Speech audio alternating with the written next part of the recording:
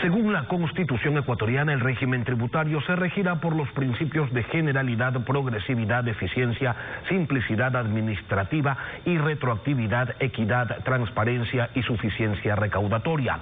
Además, se señala que se priorizarán los impuestos directos y progresivos. Sin embargo, cuando se revisan los tributos que forman parte del régimen ecuatoriano, nos encontramos con que pocos cumplen con todos estos aspectos. Uno de los casos más evidentes fue el del impuesto ambiental a la contaminación vehicular, más conocido como impuesto verde. Pero de verde solo tenía el color de los dólares que los contribuyentes debían pagar, sin que el destino de sus recursos haya sido el impulsar una conducta social ambientalmente responsable, como se dijo originalmente que era su propósito. Homero Castañer, asambleísta de Creo por Cañar, fue quien propuso, uno de los proponentes de esta iniciativa y el ponente de este proyecto de ley que eliminó este impuesto. Buenos días y bienvenido a Contacto Directo. Muy buenos días, Lenín. Un saludo al pueblo ecuatoriano. Samantha, un gusto compartir con ustedes. ¿Cuántos ecuatorianos se benefician de esta eliminación? Bueno, son 2.700.000 contribuyentes quienes pagábamos este impuesto ambiental a la contaminación vehicular, un impuesto a todas luces distorsivo, un impuesto que no gravaba la contaminación, las emisiones, sino más bien gravaba el patrimonio, sea poco o sea mucho, de los ecuatorianos. Un impuesto que lo recaudado no mejoró el ambiente, no mejoró la calidad de los ríos, del agua, del aire, de los bosques. Un impuesto recaudatorio y que muchas veces, y tenemos documentadamente este año, violó la ley, es decir, sobrepasaba el 40% del valor residual del avalúo de un vehículo que constaba en el SRI. ¿Y a dónde se iba este dinero? Confiscatorio. Mire, nosotros, primeramente yo quiero resaltar lo que hicimos en la Asamblea Nacional. La Asamblea Nacional fue responsable y hizo lo que no tuvo como responsabilidad en el 2011, debatir, escuchar, analizar, ver la conveniencia, la eficacia, la eficiencia de este impuesto. Y dentro de ello, dentro de esos diálogos donde estuvo el Ministerio de Economía, el SRI, la Agencia Nacional de Tránsito, la Defensoría del Pueblo, la Academia, estuvo también el Ministerio del Ambiente. Y en eso se determinó que casi esos 900 millones de dólares que fueron recaudados por el impuesto ambiental fueron al gasto corriente. Fueron a preasignaciones de salud, de educación, de vialidad, pero no tenían una asignación especial para planes de remediación, para planes de reforestación, para planes de cambiar el comportamiento de los ecuatorianos y mejorar la calidad de nuestro entorno y del ambiente. El haber violentado una disposición legal que señalaba con claridad que esa plata debía tener un destino y se lo utilizó como fondo común para todas hoy para ninguna cosa, ¿constituye una infracción, un delito? Mire, en la ley no se especificaba el destino específico del impuesto ambiental a la contaminación vehicular.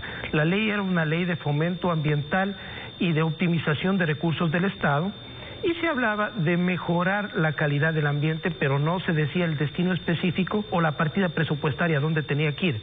Yo tengo que resaltar, por ejemplo, el pronunciamiento de la Defensoría del Pueblo, en donde dice, bueno, Presidente de la República, este impuesto no está bien, Asamblea Nacional genere un diálogo, genere un trabajo de participación para este análisis, y también le dice a la Contraloría, en el marco de sus competencias, haga un análisis, haga una evaluación de en qué se gastó este dinero, porque son casi 900 millones. Pero el proyecto de ley que llegó a ser tratado por la Asamblea y que pasó por el Ministerio de la Ley, que presentara pues en ese entonces Rafael Correa, sí decía que el objetivo de esta ley era que los recursos vayan a impulsar una conducta social ambientalmente responsable, y eso no se cumplió.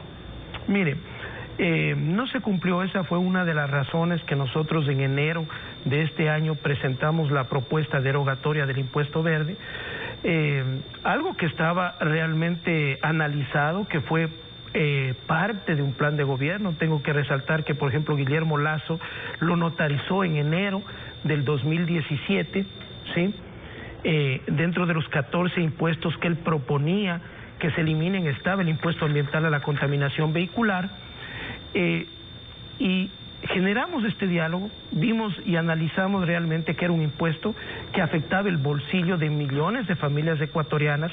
Aquí tengo que anotar que dentro de la ley derogatoria que recién aprobamos, se le dio aplicabilidad, puesto que 299 millones era la cartera vencida de este impuesto, una cantidad muy grande, y 445.000 vehículos con sus contribuyentes posiblemente están andando ilegalmente, posiblemente no pueden regularizar su situación, y había que darle una aplicabilidad de cómo se iba a extinguir este impuesto. Ahora, este es apenas uno de los tantos impuestos que tienen un afán recaudatorio y que atentan contra la productividad del país. Usted hacía referencia a este documento notarizado de Guillermo Lasso, donde prometía al país, en esa época era candidato a la presidencia, que iba a eliminar 14 impuestos. Bueno, va a ser el único que ustedes puedan eliminar, al menos como legisladores, porque el anticipo al impuesto a la renta, el impuesto a la salida de divisas, sobre esos ustedes no van a poder hacer nada, porque el procedimiento de aprobación de esa ley fue distinto. Me refiero al impuesto verde,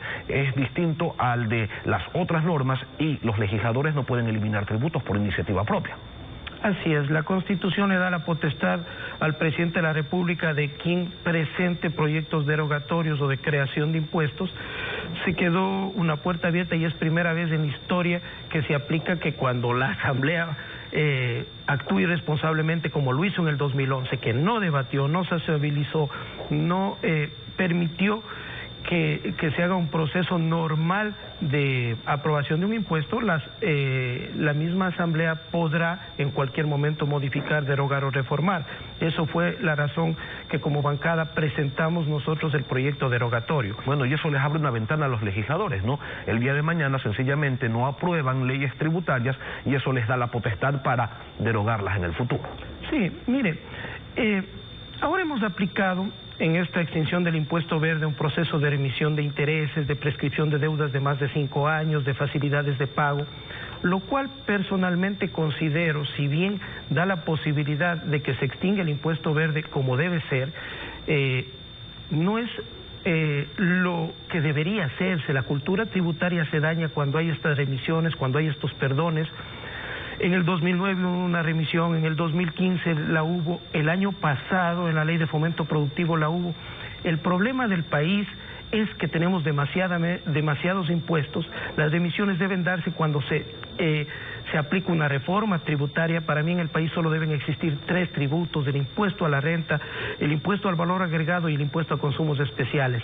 Aquí tenemos 14 impuestos que entorpecen el desarrollo económico y productivo y que realmente no nos vuelven competitivos, solo comparando con los vecinos del norte y del sur, Colombia y Perú. A propósito de impuestos, en la Ley de Fomento Productivo 2 que prepara el gobierno viene incluida una reforma tributaria. El régimen señala que la tiene prácticamente lista y analiza distintos escenarios. Uno de ellos está pues contemplando la posibilidad de incrementar el IVA, así lo dijo el vicepresidente de la República, para incentivar la bancarización. Ustedes, que tienen un acuerdo legislativo con el gobierno, ¿estarían de acuerdo con aquello? Quiero ser categórico. Nosotros no apoyaremos ningún proyecto de ley que le meta la mano al bolsillo de los ecuatorianos y genere nuevos impuestos. Creemos que existen otras maneras de generar ingresos, con los mismos impuestos que se tienen, dinamizando la economía. Es preferible el dinero en el bolsillo de los ecuatorianos. Mire, refiriéndonos al impuesto verde, esos 200, 300, 400, hasta $1.000 o más de $1.000 que tenía que pagar la gente que tenía un carrito viejito, un carrito que se había depreciado, con eso va a comprarle una mochila nueva, una parada nueva a sus hijos, va a salir a pasearse un feriado, y eso dinamiza la economía y eso genera más impuestos para recaudar. No necesariamente exprimiéndole al pueblo ecuatoriano se puede recaudar, sino dinamizando la economía y que ese dinero esté en la familia ecuatoriana y quienes pueden dinamizar la economía. Sí, ahora usted me dice, nosotros nos vamos a oponer a cualquier incremento de impuestos, pero ese proyecto de ley llegará también con la propuesta de eliminar y regular otros impuestos. Entonces,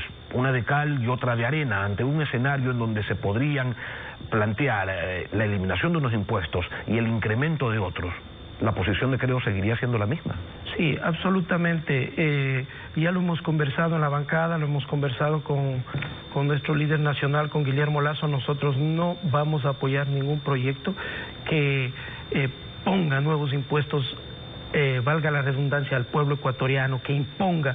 Vea, los impuestos, como su nombre lo indica, son imposiciones. Se necesitan los estados, necesitan los países para poder sobrevivir. Pero esas imposiciones y esos impuestos tienen que ser evaluados en qué se ocupan. Pero ya que tienen un acuerdo programático ustedes con el oficialismo, ¿por qué no plantean un IVA diferenciado? No hace sentido que un Aveo pague el mismo IVA que un Mercedes-Benz, que una botella de jugo pague el mismo IVA que una botella de champán francés. No tiene lógica que los pobres paguen el mismo impuesto que los más ricos del país. Ahí hay una distorsión que nadie se atreve a confrontar, y eso que existen claros ejemplos de países en donde así se funciona, con IVA diferenciado. A propósito de la visita del presidente Lenín Moreno a la Organización para la Cooperación y Desarrollo Económico, la OCDE, solo 3 de sus integrantes, de sus 36 integrantes, no tienen IVA diferenciado. Y ya que formamos parte pues del Consejo de Desarrollo de esa entidad, como que deberíamos empezar a seguir los buenos ejemplos, ¿no?